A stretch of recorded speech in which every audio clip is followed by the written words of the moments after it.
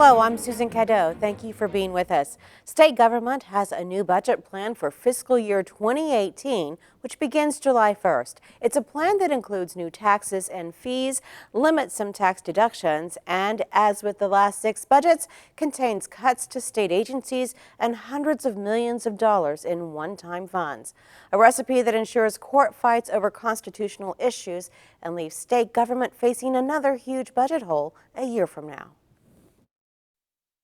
The fiscal year 2018 budget calls for spending of $6,847,677,829.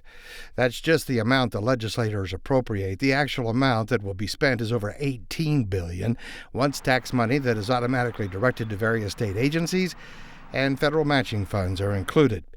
Chairman of the Senate Appropriation and Budget Committee, Senator Kim David, insists the budget process was different from years past. I know a lot of people like to think, gee, we don't even work on the budget till the very last minute. You guys all know that is not true, correct? The budget actually first appeared late Tuesday night in the House and Senate committees, just 4 days before required adjournment. There were no summaries explaining the size of the cuts or increases in funding until 2 days later, and committee members had less than 30 minutes to digest a 56-page document. There's not a member of this committee that thinks this is the right way to pass a budget through committee at 11:55 plus at night, in the middle of the night when most of Oklahoma is currently sleeping. The budget cuts 50 state agencies from a fraction of a percent to 100% of their funding. The average is around 5%. 16 other agencies get increases ranging from less than 1% to a 59% increase. For most of those 16 agencies, their funding was held flat, with cuts of less than 1%. But Senator David admits a flat budget isn't really flat, because operational costs always increase, and in reality, only one state agency is truly being held at flat funding compared to a year ago. The Department of Education, now that we are backfilling the $18 million cut that they took in the revenue filling. That money will come from the state's rainy day fund. 2 other bills would also take more money from the Rainy Day Fund for Common Education and the Health Care Authority, something that troubled Senate Minority Leader Senator John Sparks. We're taking about $65 million out of an account that has $0 in it.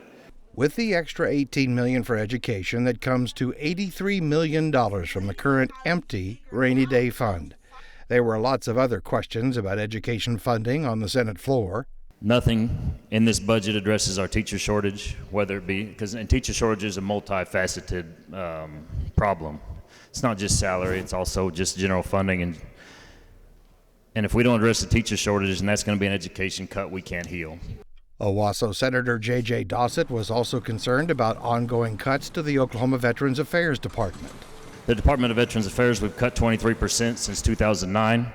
Then we wonder why we can't keep veterans hospitals in Tallahena fully staffed and in quality facilities. We give a lot of lip service to being patriotic and loving our veterans until it costs money. Supporters of the budget bill did find some things to be pleased about in the spending plan. I am pleased to say that the Department of Human Services, the Department of Mental Health and Substance Abuse Services, and the Oklahoma Health Care Authority will not be taking cuts this year. Our kids that fail in public school do so because of what happens in those agencies. And Senator Eddie Fields echoed the feelings of many supporters that this was just the best they could do. We don't like this budget. I haven't liked the budget in the last 8 years I've been in this building. The process has improved over the past 9 years. Is it the perfect budget? No. Will we ever see the perfect budget? No, we won't. Senator Sparks challenged supporters on that point, saying it sounds a lot like an excuse to begin the 7th year in a row of cutting state government.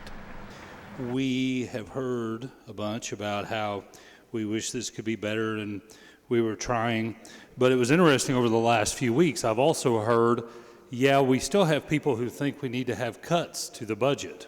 And Sparks says lawmakers missed the best chance they will have for years to come to find new sources of revenue.